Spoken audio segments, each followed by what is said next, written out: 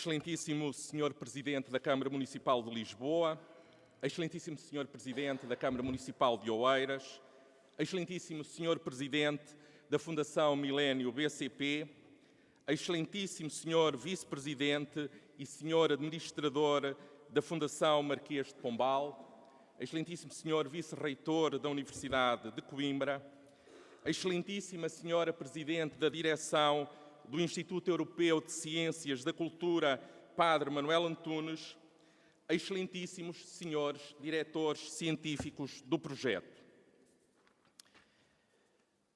Porque estamos hoje aqui e que estamos a fazer? Quando falo de nós, falo das instituições que representamos e ainda da nossa ação concreta como políticos, académicos, agentes culturais e empresas numa coletividade política com sentido. Falo de nós que nos vemos e assumimos compromissos, mas também de todos os que estão implicados na nossa ação e que são parte de nós, porque partilham uma mesma identidade e interesses. Este é o nosso tempo e a nossa responsabilidade, que não é menor do que seria se estivéssemos a aprovar uma nova Constituição para o nosso país. Talvez possamos ver uma espécie de línguas de fogo a descer sobre as nossas cabeças para nos inspirar e imortalizar, ou não. Seja como for, o momento é solene, tanto que fazemos discursos, assinamos acordos e, no final, até nos cumprimentamos e felicitamos. Assumimos responsabilidades uns perante os outros, mas ainda perante uma multiplicidade de outras pessoas, muitas delas desconhecidas, que hão de olhar, assim espero, para o que estamos a fazer hoje aqui e dizer: ainda bem que o fizeram. Eu próprio, eu própria, vou continuar esse trabalho. Na verdade, estamos reunidos neste local simbólico pelo passado, mas também pelo presente e pelo futuro. Este não é apenas o local onde estão depositados os restos mortais do Marquês de Pombal, ou em que celebramos um acordo com o objetivo de divulgar a obra completa desse homem que viveu quase toda a sua vida e morreu no século XVIII. Este é o espaço e o tempo em que, no exercício dos nossos poderes jurídicos e fácticos, e sobretudo assumindo as nossas responsabilidades, fazemos em conjunto uma interpretação da relevância da obra do Marquês de Pombal para Portugal, a Europa e o mundo. Fazemo-lo para dentro e fora das nossas instituições, percebendo o largo alcance das suas missões para benefício da sociedade. Ainda não sabemos como tudo vai ser, mas deliberadamente procuro os vossos olhares com a convicção de que estão sintonizados com o meu, para que juntos levemos a cabo uma empreitada que é maior do que nós, mas que não nos dispensa. Por isso estamos aqui, e este dia há de ser lembrado. A política é feita pelas pessoas, para as pessoas, onde estão as pessoas. Vale isto para a política internacional, nacional, autárquica, académica ou empresarial, que se dirige às pessoas vivas com as suas necessidades próprias e intransmissíveis. Ora, a necessidade principal da nossa vida democrática hoje é que saibamos viver juntos. No tempo que é o nosso, em que os nacionalismos ressurgem em todo o mundo e em que se fecham portas ao diálogo e ao respeito do outro, do que é ou pensa diferentemente, é preciso conhecer a história, porque só se ama e respeita o que se conhece. Felizmente que a sociedade portuguesa não está dividida por razões étnicas, religiosas ou outras. Mas a figura do Marquês de Pombal continua a dividir opiniões, ainda que em círculos restritos, de uma forma que não parece razoável, para mais tendo em conta o seu importantíssimo papel na política portuguesa, europeia e mundial do seu tempo. Nada melhor do que trazer ao conhecimento e discussão de todos a sua obra, na sua complexidade e contradições. Disso beneficiaremos nós, portugueses, e outros, cujos países e instituições sofreram a influência ou diretamente os resultados das decisões de Sebastião José de Carvalho e Melo.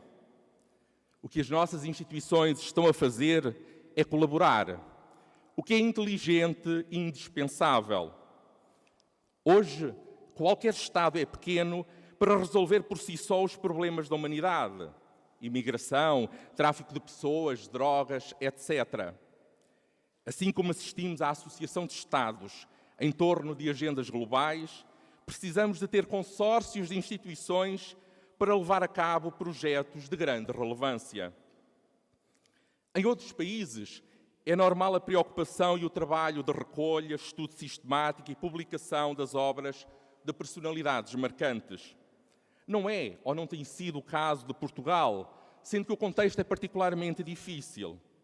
Ao Estado, incluindo as autarquias e demais instituições públicas, em colaboração estreita com entidades privadas, cabe o papel de serem instrumento de desenvolvimento da sociedade. Este consórcio tem a particularidade de poder ajudar, pelo exemplo, a libertar a sociedade portuguesa dos seus atavismos tradicionais, logo numa área em que a experiência demonstra que a abertura à cooperação é escassa. Foi difícil chegar até aqui, mas estimulante pelo que se aprendeu. Foi preciso vontade e capacidade para superar muitas dificuldades, mas conseguiu-se. As instituições e pessoas envolvidas, assim como os recursos necessários ao projeto de recolha e tratamento sistemático da obra do Marquês de Pombal, só em parte estão determinados. O que significa que o nosso trabalho não acaba aqui. Basta pensar nos investigadores que haverão de ser contratados e para os quais é necessário encontrar fundos que financiem o seu trabalho. Desde o início, que os promotores do projeto perceberam que a obra é grande e exigia o comprometimento de muitas instituições. A Universidade Aberta associou-se desde o início e com entusiasmo ao projeto por via da Cátedra Infante Dom Henrique para os Estudos Insulares Atlânticos e a Globalização, na pessoa do seu diretor, o professor Dr. José Eduardo Franco. É um projeto que tem o apoio incondicional do reitor da Universidade Aberta e que envolve muitos dos seus investigadores. Felizmente que há outras instituições e pessoas associadas, porque só assim é possível o projeto avançar. Ainda bem que estamos aqui, porque muito já se andou, mas o melhor, estou certo, está ainda para vir. Muito obrigado. Muito bom dia. Em meu nome e em nome do Sr. Professor Pedro Calafato e do Sr. Professor Viriato Sormeio Marques, que juntos assumimos a responsabilidade científica deste projeto, saudamos os responsáveis das instituições que assinaram o protocolo quadro, saudamos os responsáveis das instituições que assinaram os protocolos de adesão, deixando o nosso sentido agradecimento pela confiança depositada e pela aposta que fizeram neste projeto e no apoio decisivo para que este projeto possa arrancar de forma decisiva. Saúdo também a minha equipa de investigação aqui presente e é com ela que vamos contar para carregar o peso da responsabilidade nestes 5 anos para levar a cabo este projeto momentoso. Saúdo todos os convidados, colegas da universidade, amigos que quiseram se associar a esta cerimónia. Neste dia relevante, 13 de maio de 2019, em que, curiosamente, se celebram os 260 anos, precisamente do início da construção desta igreja dedicada à Nossa Senhora do Livramento, a 3 de setembro de 1759, para agradecer a Nossa Senhora o livramento que concedeu ao rei Dom José I da tentativa de atentado levado a cabo no ano anterior em 1758. E ali estão os restos mortais de Sebastião de Carvalho e Melo, e portanto é um dia significativo, ainda bem que tudo se conciliou para que celebrássemos e assinássemos este protocolo neste dia memorável, em que juntos estamos a fazer história. Gostaria de começar por dizer que percorremos muitos caminhos, vencemos espinhosos obstáculos para chegar a este dia, para conciliar muitas vontades, muitas instituições que foram compreendendo a importância de realizarmos esta obra, o que é uma boa notícia para a cultura portuguesa, para a ciência em Portugal, porque estamos a colmatar uma grave lacuna da nossa história, da nossa cultura. Como sabemos, quando um povo desinveste no conhecimento da sua história, da sua memória histórica, quando um povo esquece a sua história, está condenado à desagregação. E, portanto, é sempre importante a aposta no conhecimento da memória histórica. Recordo que este projeto já tem quase 15 anos. Desde 2005 tentámos levar a cabo, tentar explicar, persuadir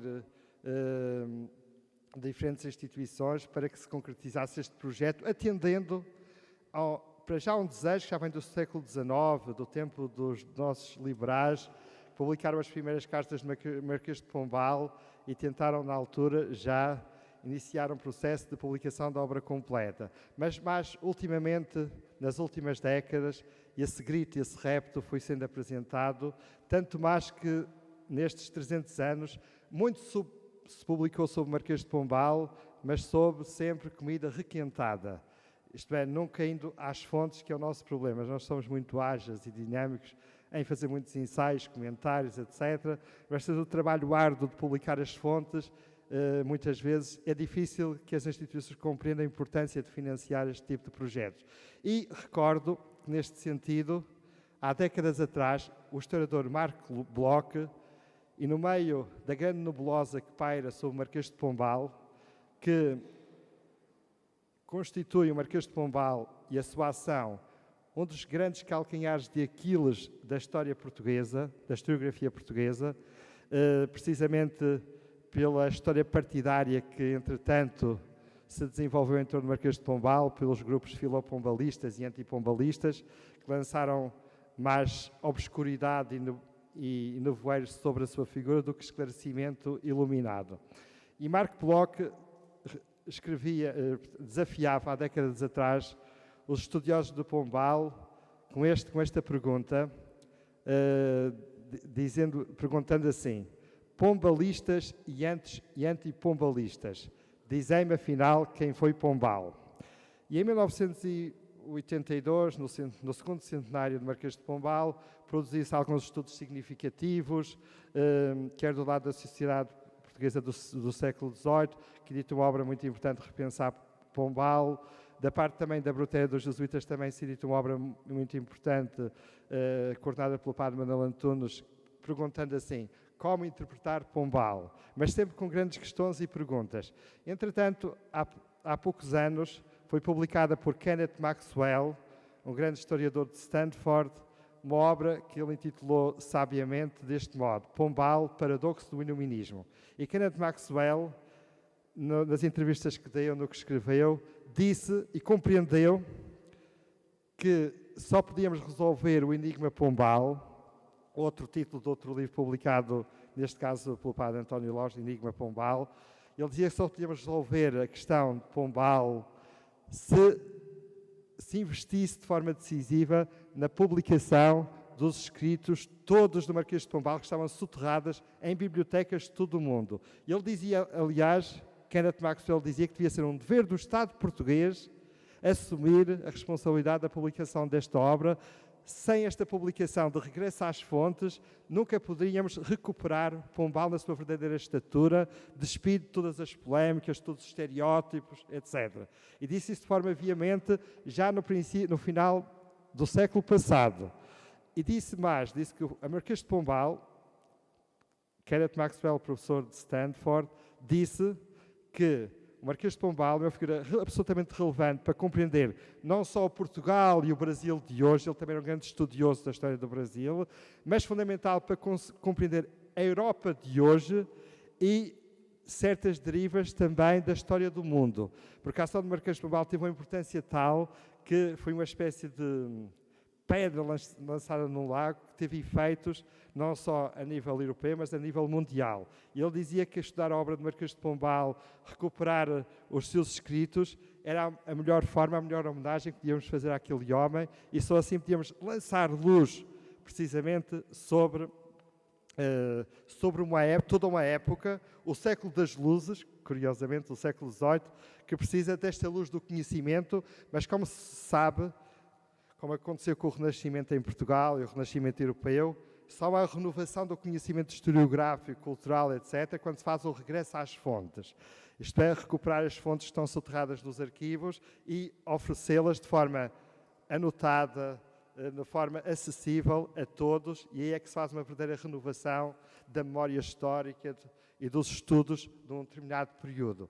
E, portanto, nós estamos hoje, graças ao apoio das instituições que, iluminadamente, já que estamos a falar do século das luzes, aceitaram associar-se num tempo em que, quando se fala de cultura e publicação de fontes, à partida não há grande sensibilidade nem compreensão do público em geral para isso, mas este é um trabalho de fundo absolutamente fundamental que os países europeus, os chamados países, como se dizia no período do Pombal, mais progressivos da Europa, já fizeram há 200 anos. Os franceses, os alemães, os ingleses já publicaram as fontes dos seus grandes autores do século XIX e XX. E nós estamos atrasados 200 anos e estamos aqui com este projeto a corrigir esse importante atraso e, portanto, os senhores presidentes, vereadores, presidentes das instituições que apoiaram este projeto assinaram hoje uma grande página da nossa cultura e que, de algum modo, também veio atender àquilo que foi uma das grandes preocupações do Marquês de Pombal. Como sabemos, ele, quando promoveu a reforma da Universidade de Coimbra, o Marquês de Pombal, que era também da Academia Portuguesa da História e tinha bem o sentido da importância da história e da memória histórica para a construção e a consolidação da identidade dos povos e do seu povo, de Portugal e do Império que então Portugal tinha espalhado pelos diferentes continentes. O Marquês de Pombal, quando fez a reforma da Universidade de Coimbra, implantou em todas as disciplinas, em todos os cursos, como ciência preliminar obrigatória, a disciplina de História daquela ciência, precisamente fundamentando do modo seguinte: não se pode fazer História da Medicina, História da Matemática, História da Filosofia, sem conhecer a história dessa mesma disciplina, desse conhecimento até ao momento, para a partir dessa tradição, desse conhecimento adquirido, então podemos inovar. E, portanto, essa reforma da Universidade de Coimbra não só teve como fator importante de renovação a criação dos laboratórios científicos, métodos inovadores, mas também a implantação de forma obrigatória da disciplina de História, da História da Filosofia, da História da Teologia, da História da Literatura, etc., em todas as cadeiras. Isso foi um dos aspectos considerados mais inovadores, porque isso era fundamental, considerado fundamental para que houvesse um desenvolvimento do progresso das ciências. E esta mensagem, esta reforma do Marquês de Pombal tem muito a nos dizer hoje em dia. E, de algum modo, ao que se passa nas nossas universidades e nas nossas escolas, onde a história, o passado é desconsiderado, esquecido, reduzido ao mínimo. E, neste sentido, ao levarmos a cabo este projeto, estamos a fazer jus àquilo que era também o ideário do iluminismo, a recuperação e a valorização da nossa memória histórica. E, neste sentido, quero agradecer, em nome da direção do projeto, mais uma vez de forma sentida, a todos os que apoiaram. Mas agora é que começa precisamente o trabalho a sério, pesado, duro, e espero também a compreensão e o apoio de todas as entidades que aqui se associaram, para completarmos o esforço financeiro, para reunirmos os meios totais que ainda faltam, para completar os meios necessários para levarmos a cabo o projeto. E o apoio neste diálogo que vamos fazer ao longo destes 5 anos, para, à medida que as fontes vão emergindo e à medida que forem sendo tornadas públicas, possamos também dar a maior relevância, a maior projeção, para valorizar e ao mesmo tempo agradecer, homenagear as instituições que apoiaram e contribuir para que Portugal, a Europa e o mundo possa conhecer de uma forma esclarecida esta grande figura que marcou a história de Portugal, da Europa e do mundo. Muito obrigado, bom dia a todos. Muito bom dia a todos. Sr. Presidente da Câmara Municipal de Lisboa, que mais uma vez nos acolhe numa cerimónia como esta, de tão grande relevância para o país. Sr. Presidente da Câmara de Oeiras, que aqui torna bem presente um dos títulos do nosso Marquês de Pombal, no fundo, Conde de Oeiras, e o trabalho que ele ali desenvolveu. Caros parceiros, não vou especificar caros parceiros neste projeto, que é como os meus antecessores aqui neste palco demonstraram pela eloquência que tiveram, tanto o Sr. Vice-Reitor como o professor Eduardo Franco, já aqui mostraram claramente porque é que valeu a pena e vale a pena participar neste projeto.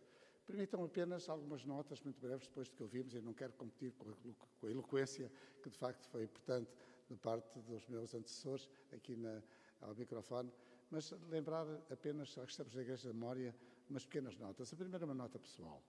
Foi nesta igreja que há quase 48 anos eu casei. E foi inesperado, era pouco conhecida na altura, ninguém não falava. Eu próprio fiquei espantado quando a minha sogra veio dizer na Igreja da Memória, Igreja da Memória, porque bem, esperando que a memória fosse depois uma memória certa, uma memória justa. Mas foi aqui, como há bocado lembrava o Sr. Padre, o reitor aqui da Igreja, finalmente nessa altura a Igreja estava aberta ao público apenas há 20 anos. E era nessa altura, como ainda é hoje, a Igreja Sé da Diocese das Forças Armadas. E por isso tenho um prazer especial também em estar aqui nesta manhã, nesta Igreja da Memória. A segunda memória que eu queria lembrar aqui é em relação ao meu antecessor na Fundação Milênio BCP. O Dr. Fernando Nogueira, que presidiu isto, percebeu imediatamente a importância e a relevância deste projeto, não apenas como um trabalho científico, mas também como um trabalho de divulgação, e portanto apoiou fortemente. E ele próprio, quando me transmitia a pasta em relação aos dossiês que me deixava, ele destacou muito na conversa comigo este projeto, dizendo ele vale a pena, e não é só pela qualidade também do Conselho Diretivo, digamos, daquele Conselho Científico que dirige esta obra, mas também do que nós esperamos que ainda venha a ser e a agregar investigadores e estudiosos que venham aqui a dedicar-se à obra do Marquês de Pombal. A terceira nota da memória é exatamente para o próprio Marquês de Pombal. Como sabem, eu sou diplomata, toda a minha vida eu fui, mais de 40 anos, e uma das figuras que nós admiramos mais na história da diplomacia portuguesa é exatamente o Marquês de Pombal. O Marquês de Pombal não foi apenas um político, antes de ser político foi um diplomata, e, aliás, ele utilizou muito as suas experiências em posto para depois defender posições portuguesas. E ele foi um acérrimo defensor daquilo que era o interesse nacional, inclusivamente pondo muitas vezes em questão coisas que, na altura, eram muito difíceis de pôr a nu, como as dificuldades do nosso relacionamento com o nosso mais velho aliado, que ele acho que tinha sido embaixador em Londres. E eu creio que vai ser extremamente importante para nós, portugueses, passados estes mais de 200 anos, percebermos a relevância da ação não apenas interna, do que ele fez, da Reconstrução de Lisboa e tudo o que ele fez para Portugal, mas também a sua atuação no palco europeu e mundial e sobretudo, como eu digo, que eu fui embaixador em França e os franceses gostam muito do Marquês de Pombal porque acham que ele ataca muito o nosso relacionamento com os ingleses. Mas eu creio que ele não era porque fosse anti-inglês, ele, ao contrário, defendia as suas posições porque entendia que essas eram aquelas que mais beneficiavam e que mais favoreciam o nosso país. O professor Eduardo Franco lembrou bem o Kenneth Maxwell, que é um estudioso que eu conheci muito bem, de quem fui amigo, com quem lidei muito nos Estados Unidos, e ele, quando falava e defendia a relevância e o relevo de Portugal na história mundial, porque ele foi sempre um defensor disso, não apenas aquilo que Portugal fez na Europa e nas suas ex-colónias e nos espaços em que em que esteve presente, mas também a importância que teve na questão dos equilíbrios mundiais e tudo mais. E o Kenneth Maxwell, muitas vezes, referia de facto o Marquês de Pombal como uma figura ímpar da nossa história. Bem, e dito isto, eu queria dizer que a Fundação Milênio BCP, na tradição daquilo, como vos disse, que foi o legado do Dr. Fernando Nogueira, continuará sempre a apoiar este projeto e a desejar que ele acabe e resulte com a projeção que nós esperamos que tenha, sobretudo trazendo mais gente, cada vez mais, a estudar a obra do Marquês de Pombal. Muito obrigado. Senhor Presidente da Câmara Municipal de Lisboa, senhores participantes, representantes deste projeto, minhas senhoras e meus senhores, a relação entre Oeiras e Sebastião José de Carvalho e Melo é de perfeita simbiose. Após os acontecimentos decorrentes do terremoto de 1755 e face à sua enérgica resposta, Sebastião José é promovido a secretário de Estado do Reino, equivalente a primeiro-ministro, e é neste processo de engrandecimento de promoção que lhe é concedido o título de Conde de Oeiras. A fertilidade de algumas das suas terras, o acesso ao Tejo e a proximidade a Lisboa já tinha promovido um lento mas sustentado crescimento da área do atual município de Oeiras. Um título nobiliárquico e um território digno eram trunfos importantes para o homem que dirigia os destinos do país.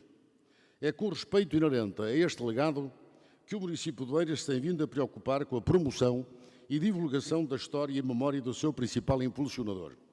É quando do bicentenário da sua morte, em 1982, por proposta da vereadora Controladora da Cultura, doutora Celeste Salvado, a Câmara de Oeiras empenhou-se na aquisição de um núcleo bibliográfico e iconográfico pombalino, constituído por cerca de 100 de espécimes e que ficou conhecido localmente por Coleção Pombalina. Todo este espólio foi alvo de uma recuperação especial e colocado à consulta pública a quando das comemorações dos 250 anos do nascimento do Concelho de Oeiras, em 2009. Se a estes factos juntarmos a promoção da Fundação Marquês de Pombal, com funções relevantes na área da cultura e ação social, temos todo um programa que valoriza e promove a figura do primeiro Conde de Oeiras. Por aqui apercebemos-nos do cuidado e carinho especial que o município de Oeiras tem dedicado à figura de Sebastião José de Carvalho e Melo. Neste momento, Oeiras encara este desafio como o continuar de um trabalho que não nasceu hoje.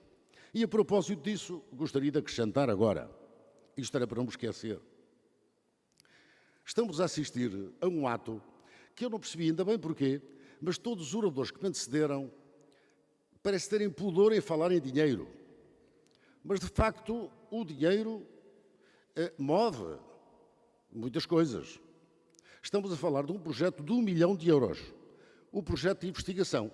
A investigação custa 1 milhão de euros. Vamos lá ver se fica por aí. Esperemos que sim. Acontece que não conheço, em Portugal, nenhum projeto de investigação histórica que algum dia tenha merecido o apoio que este projeto mereceu. De maneira que se o professor Eduardo Franco andou apenas 15 anos para chegarmos a este ponto, dou-lhe os parabéns, porque eu digo um bocadinho, já lhe digo que ando há mais de 20 para outras coisas e ainda não consegui. E eu gostaria, nesta oportunidade, em primeiro lugar, de dizer que este projeto, de facto, mereceu da parte, em primeiro lugar, desde logo, da Fundação Marquês de Pombal, todo o apoio, mas gostaria de fazer aqui, de reiterar aquilo que o Sr. Embaixador António Monteiro já aqui referiu, uma palavra para o Dr. Fernando Nogueira. Porque o professor Eduardo Franco, no princípio, é um bocadinho envergonhado. Depois, a Maria está à vontade.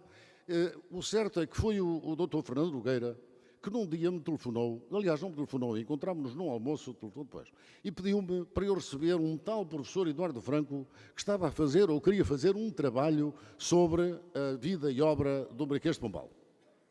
E eu disse-lhe, é engraçado porque há mais de 30 anos que na Câmara de Oeiras falamos nisso, mas não se consegue encontrar uma equipa de investigação que faça esse trabalho. E, portanto, eu fiquei muito surpreendido quando ele disse que havia realmente este projeto. E foi assim que o professor Eduardo Franco veio falar comigo. Percorremos um bocadinho o país. Estivemos na Câmara Municipal de Pombal, com o Presidente da Câmara, Fizemos 2 reuniões com o Sr. Ministro da Cultura e, naturalmente, que o Estado é um bom Estado quando diz assim, podem fazer.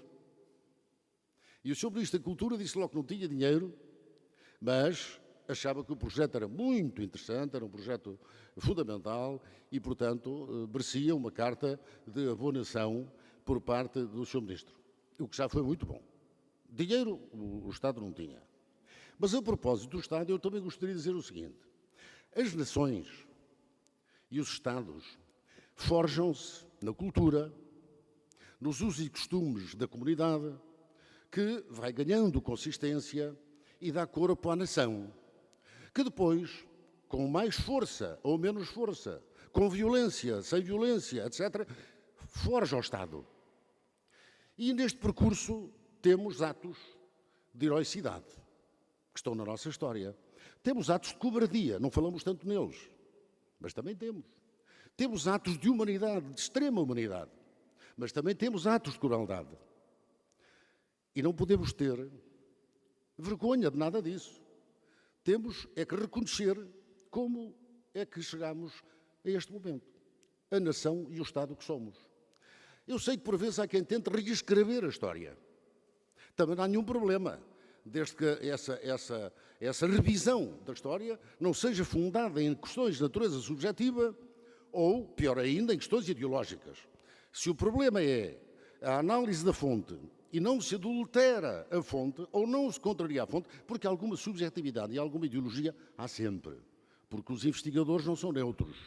Mas, desde que se respeitem as fontes, é fundamental. Ora bem, do que estamos aqui a tratar é, de facto, de um homem extraordinário, que, como alguém já disse, teve muitos detratores do seu tempo, e ninguém se lembra do nome deles. Mas do Marquês de Pombal, toda a gente se lembra e fala. Eu considero que este ato é extraordinário.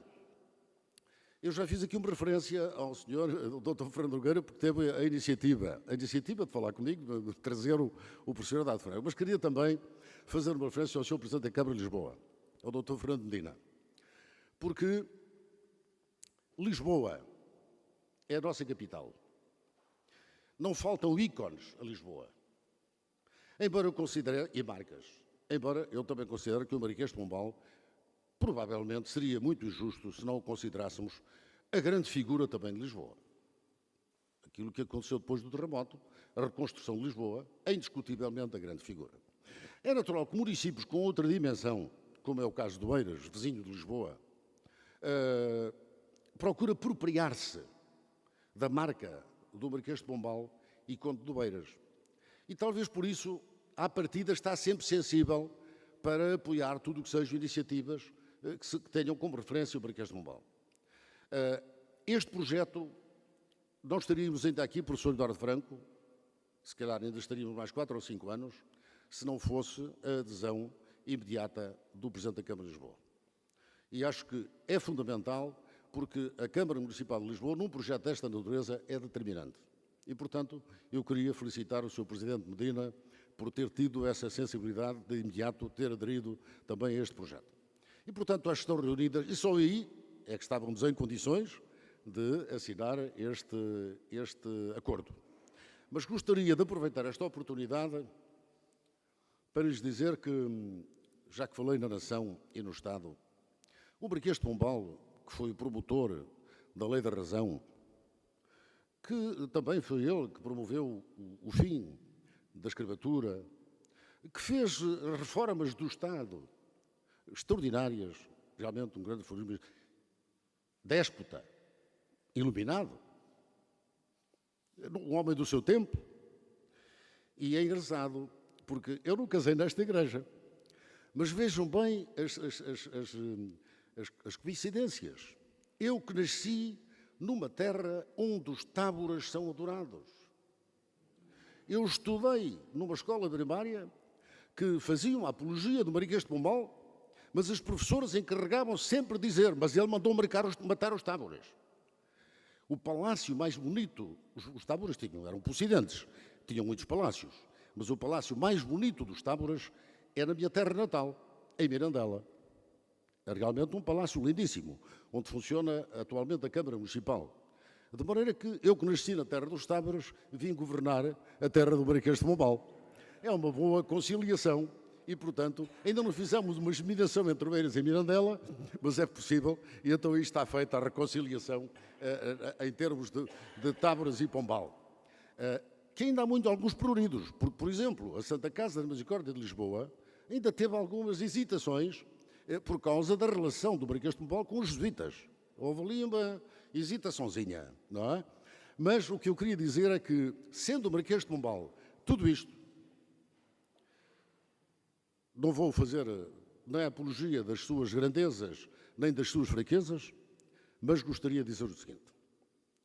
Os homens medem-se realmente pelos seus atos. E ao longo das gerações de governos, de políticos, etc., justiça, para fazermos justiça ao Marquês de Pombal, não basta esta obra. Esta é imaterial. Há que preservar o legado material que eles nos deixou. E, lamentavelmente, o património mais significativo que eles deixou, do ponto de vista subjetivo, se quiserem, mas do ponto de vista material, é património nacional, é o Palácio Marquês de Pombal e a sua quinta em Oeiras. Dizia há pouco, há mais de 30 anos que a Câmara Municipal de Oeiras anda a tentar recuperar tudo aquilo. Comprou o Palácio, está a fazer obras, já fez muitas obras no Palácio, porque é da Câmara. Mas a parte que é do Estado, os sucessivos governos, apesar de alertados, os tetos, que eu ainda me recordo de os ver impecáveis, precisariam de retoques. Agora já não há tetos. Estamos a falar de pinturas do século XVIII, que estão a cair. E cada inverno que passa continuam a cair. E o que é interessante é que neste país, os ministros, de uma forma geral, concordam, mas depois há aqui uma senhora que se chama a Senhora Direção-Geral do Tesouro. E eu fico sem saber se é a Senhora Direção-Geral do Tesouro que não deixa fazer ou são os ministros que se escudam por trás da Direção-Geral do Tesouro para não deixar fazer. Certo é que eu acordo com todos os ministros, designadamente com o Ministro da Agricultura, com a Ministra da Justiça, com o Ministro da Defesa e, vejam bem, o município de Oeiras tem 8 milhões de euros para recuperar a obra do Marquês de Pombal em Oeiras. Estou-me a referir à Quinta. Casa da Pesca, a Cascata do Taveira, a Casa do Bicho da Seda, Pombal, todos os aquedutos, etc. 8 milhões de euros. Está na dotação do Orçamento Municipal. E o Estado Central não faz nem deixa fazer. O mesmo se passa com o Convento da Cartucha, uma igreja lindíssima, com o Convento da Cartucha, onde também temos 4 milhões de euros para investir, mas a Direção-Geral do Tesouro também não deixa fazer. E, portanto, o Estado não faz nem deixa fazer. Chama-se a isto insensibilidade. Não ter a noção do que é o património para a identidade, para a cultura de um povo. De maneira que eu não posso deixar de, neste momento, quando estamos a tratar de questões de natureza imaterial, que envolvem um conjunto de instituições, câmaras municipais e outras entidades, fundações, etc., não é? E que, para a recuperação de um património em que são os municípios que têm essa disponibilidade e é o Estado Central, que não faz, nem deixa fazer. É uma situação absolutamente lamentável. Mas, aí está, é outra das características deste povo. Quando agarramos o osso, tentamos não largar. E, portanto, há 30 anos que andamos a tentar. Eu estou convencido que a assinatura deste protocolo vai ser o motor de arranque para que as instituições da administração central envolvidas tomem atitude. Até porque há quem resolva. Há homens de coragem. Por exemplo, o Sr. Ministro da Defesa, o atual Ministro da Defesa, em 6 meses, resolveu um problema de 10 anos. O Paço de Alcaxias. No dia 22 do mês passado, os jardins, que são jardins lindíssimos, foram entregues à Câmara Municipal. Mas foi o Ministro da Defesa que se atravessou a assinar o acordo. A Direção-Geral do Tesouro não está de acordo, mas ele assinou. Ora bem, Estação Agronómica Nacional e Convento da Cartucha. Aguardamos que a Direção-Geral do Tesouro ouça, tome conhecimento que um grupo de instituições, autarquias e outros se associaram, se reuniram no dia do nascimento do Marquês de Pombal, nesta igreja, para assinar um protocolo desta dimensão e, portanto, tenham consciência que muito há mais para fazer para repor e fazer justiça ao legado que o Marquês de Pombal nos deixou. Muito obrigado. Bom, muito bom dia a todos. Meu caro Presidente da Câmara Municipal de Oeiras, da Câmara de Pombal, da Câmara de Sernancelho, Presidente da Fundação Milénio BCP, todos os responsáveis das várias instituições aqui presentes, uma palavra muito especial aos professores Viriato Sormanho Marques, Pedro Calafate, em particular ao professor José Eduardo Franco, que é um grande mentor deste projeto. Três brevíssimas palavras. A primeira, para destacar a importância do que aqui hoje é assinado. Assinamos hoje o que é seguramente o maior projeto de investigação histórica em Portugal, neste momento, e creio que certamente um dos maiores que o país realizou, pelo menos no tempo do Portugal Democrático. E isto tem um profundo significado. Nós estamos a fazer um investimento em algo, o Presidente da Câmara de Oeiras aqui referiu, que é basilar do ponto de vista da construção da sociedade contemporânea, que é a nossa história. É a nossa história, a nossa cultura, a nossa identidade. Quero, em segundo lugar, destacar as presenças nesta cerimónia, isto é, também sublinhar algumas ausências. Sublinhar as presenças de quem liderou este projeto na sua iniciativa, mas também de quem aceitou desde a primeira hora puxar por ele e lutar pela sua concretização. Quero deixar aqui uma palavra especial à Fundação Milénio BCP, o Sr. Embaixador António Monteiro, pelo que a Fundação tem feito, por mais este ato que a Fundação faz, mas também agradecer à Fundação, na pessoa do seu anterior Presidente, o Dr. Fernando Nogueira, pela liderança que teve em nos juntar, porque este não é um projeto, como muitas vezes acontece, em que há uma instituição pública que telefona às portas da Fundação e pergunta: podemos contar com o vosso apoio para isto? Não, desta vez foi uma Fundação Milénio que foi acreditando no projeto, acreditando na valia do projeto, que demonstrou uma coisa rara e é essencial no nosso país, que é liderança. Liderança. Isto é um papel muito importante, porque mostra bem o que é hoje a Fundação Milénio no nosso país e aquilo que pode fazer com este papel de liderança. Porque sem esta iniciativa, sem essa capacidade, teria sido muito mais difícil, ou pelo menos teríamos demorado mais alguns anos a nos podermos aqui reunir a todos. E por isso quero deixar uma palavra de público testemunho à Fundação Milénio e ao Dr. Fernando Nogueira. Permitam-me uma segunda palavra muito especial ao Presidente da Câmara Municipal de Oeiras, Isaltino Moraes. Uma palavra muito especial porque é muito fácil e muito bom trabalhar com pessoas que têm a visão que ele tem e da forma como ele responde aos desafios.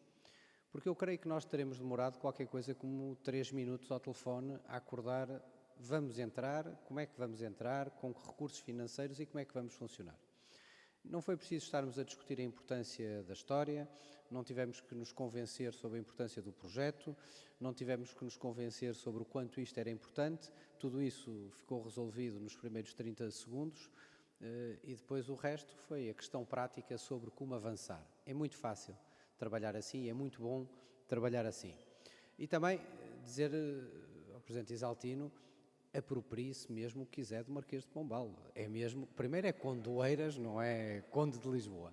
Em segundo, é tão presente na cidade de Lisboa e no país que não há apropriação a mais que o Oeiras venha a fazer. Pelo contrário, acho que o país e Lisboa agradecem-lhe a apropriação que o Oeiras faça, porque verdadeiramente aquilo que o Oeiras está a fazer, e recordo-me, aliás, ou talvez aproprie-se tudo, talvez, com uma pontinha de inveja, que é aquele quadro que está no gabinete do Presidente da Câmara, que talvez no da Câmara de Lisboa também não ficasse mal. Já lá esteve um outro que agora está no Museu da Cidade, mas aquele seu... Mas este projeto de apropriação é um projeto de benefício público, que é cuidar da nossa história, da nossa memória e cuidar deste período tão extraordinário como é um período de um iluminismo português e daquele que foi seguramente uma das suas, possivelmente o principal rosto e o principal mentor. Terceira nota que vos queria dar também é esta. Eu não sei porquê, deve ter sido por algum lapso, ou espero não ser eu a cometer o lapso. Há duas razões para estarmos aqui. Uma, naturalmente, esta igreja que tem, onde estão depositados os restos do Marquês de Pombal. Aliás, num projeto de recuperação de toda a envolvente que a Câmara realizou no mandato passado, há poucos anos atrás, que nos permite hoje transformar esta zona numa zona de uma grande, extraordinariamente agradável e de uma centralidade que cada vez mais vai atrair pessoas para a sua visita, para o seu conhecimento. Associado a este percurso aqui teremos um pouco mais acima o fecho do Palácio da Ajuda, uma vez mais uma obra num edifício nacional do Estado financiada pelo município de Lisboa, mas achamos que era melhor sermos nós a financiar do que esperarmos mais de 200 anos com o Palácio como estava. Aliás, aquela obra envergonhava tanto o nosso país que eu, quando falava com os nossos amigos da GNR ali mesmo por trás, que nos diziam, ó Sr. Presidente, mas vêm cá tantos turistas e veem isto assim, eu digo, olha, mintam a todos os turistas e digam que isto está assim por causa do terremoto. Não digam que isto é vergonha de quem em 200 anos não conseguiu encontrar os recursos para fazer o fecho do Palácio Nacional da Ajuda. Finalmente arranjamos com os recursos da Câmara, com os recursos do turismo, da taxa turística criada, que tem o seu primeiro fim destinado a financiar a recuperação do nosso património cultural, seja ele físico e material, esteja ele no domínio da obra física, esteja ele no domínio da obra documental. Mas há uma última razão para estarmos aqui, espero não cometer nenhum lapso histórico, é que nós estamos hoje a celebrar os 320 anos do nascimento do Marquês de Pombal. Se não cometo nenhum erro histórico, foi precisamente no dia 13 de maio de 1699 que nasceu o Marquês de Pombal e foi esta a razão, por isso não é nenhum atraso, não é? Mas foi mesmo a escolha do dia para podermos fazer isto hoje aqui, recuperando, aliás, outras datas e outros momentos em que também se fizeram homenagens ao Marquês de Pombal. Não é certamente obra do acaso, é obra da profunda, é o reconhecimento da profunda marca que o Marquês de Pombal tem no Portugal contemporâneo que hoje somos, que a estátua do Marquês de Pombal, em plena rotunda, que hoje costuma ser usada para também grandes momentos de evocação nacional, com alguns custos. Há uma pequena particularidade sobre a estátua que não é conhecida por muitos. É que a estátua é erigida por uma subscrição pública, feita na cidade de Lisboa. Por uma subscrição pública à data organizada pelo Diário de Notícias. O que mostra bem, em 1934, quando é concluída a obra, num projeto que esse, aliás, já vinha dos finais do século XIX, por isso já com 50 anos a ideia de fazer esse edificado, mas mostra bem, e o anterior regime, aliás, era muito sensível à identificação dos símbolos que marcavam a nossa história, mas é erigida como uma subscrição popular dentro e na rotunda principal, no centro da cidade de Lisboa. Quero terminar agradecendo a todos os que estão a participar deste projeto, agradecendo também às novas entidades que estão a associar a este projeto e que financeiramente vão continuar este projeto. É um projeto, como o Presidente Isaltino Moraes disse aqui, de uma enorme envergadura, um projeto de cerca de 1 milhão de euros, que se desenvolverá ao longo de vários anos. Será um ponto importante também do ponto de vista da atividade dos nossos investigadores, dos nossos centros de investigação, do emprego científico que vai permitir gerar, e digo-vos que é com um enorme gosto poder-vos agradecer a todos e podermos nós dar o sinal.